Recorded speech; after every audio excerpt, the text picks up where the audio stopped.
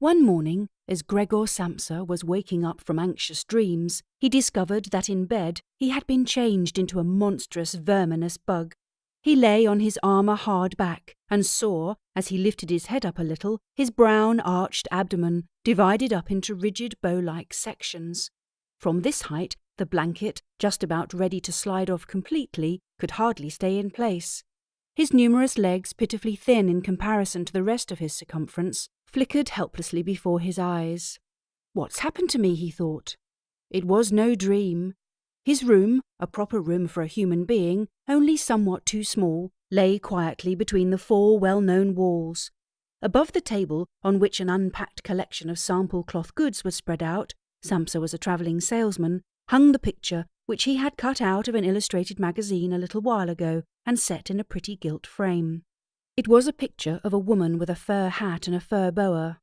She sat erect there, lifting up in the direction of the viewer a solid fur muff, into which her entire forearm had disappeared. Gregor's glance then turned to the window. The dreary weather, the raindrops were falling audibly down on the metal window ledge, made him quite melancholy. "Why don't I keep sleeping for a little while longer and forget all this foolishness?" he thought. But this was entirely impractical, for he was used to sleeping on his right side, and in his present state he couldn't get himself into this position. No matter how hard he threw himself onto his right side, he always rolled again onto his back. He must have tried it 100 times, closing his eyes so that he would not have to see the wriggling legs, and gave up only when he began to feel a light, dull pain in his side, which he had never felt before. "Oh God," he thought, "what a demanding job I've chosen. Day in, day out, on the road. The stresses of selling are much greater than the work going on at head office, and, in addition to that, I have to cope with the problems of travelling, the worries about train connections, irregular bad food, temporary and constantly changing human relationships which never come from the heart. To hell with it all." He felt a slight itching on the top of his abdomen. He slowly pushed himself on his back closer to the bedpost so that he could lift his head more easily, found the itchy part, which was entirely covered with small white spots. He did not know what to make of them and wanted to feel the place with a leg. But he retracted it immediately, for the contact felt like a cold shower all over him. He slid back again into his earlier position. This getting up early, he thought, makes a man quite idiotic. A man must have his sleep. Other travelling salesmen live like harem women. For instance, when I come back to the inn during the course of the morning to write up the necessary orders, these gentlemen are just sitting down to breakfast. If I were to try that with my boss, I'd be thrown out on the spot. Still, who knows whether that mightn't be really good for me. If I didn't hold back for my parents' sake, I'd have quit ages ago.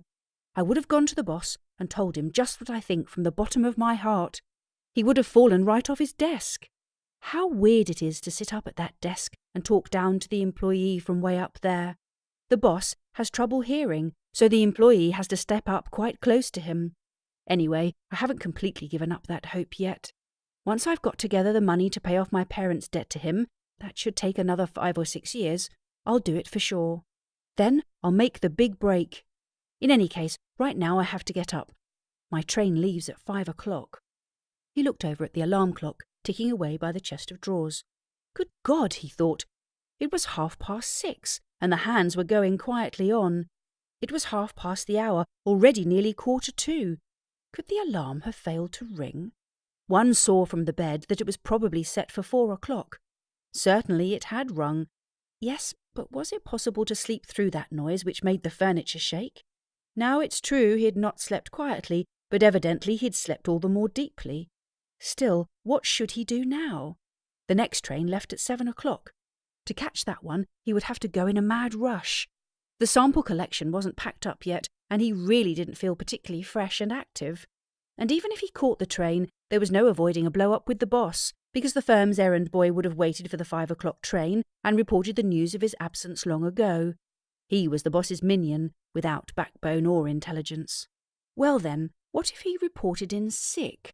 But that would be extremely embarrassing and suspicious, because during his 5 years' service, Gregor hadn't been sick even once.